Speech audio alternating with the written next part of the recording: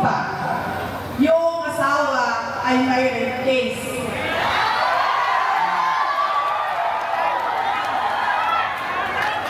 Lumapit siya sa asawa ko. Abogado.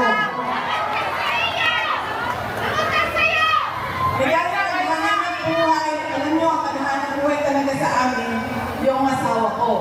Kaya dahil kaganahan ng buhay, o sige, pagkatin natin ito. O tapos na ang kaso. Magbayad ka na ng 8 million. Ilang beses siningil ay hindi na bayad. Ganyan ang klase ng tao na mali natin na napili. Tinatakbuhan ang utang.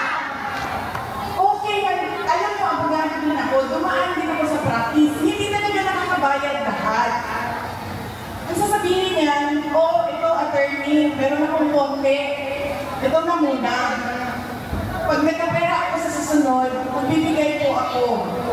Oh, sa susunod na buwan, ito attorney, konti po. Ito lang po muna ngayon. Hindi ito, hindi talaga eh. Kunwari, walang nangyari.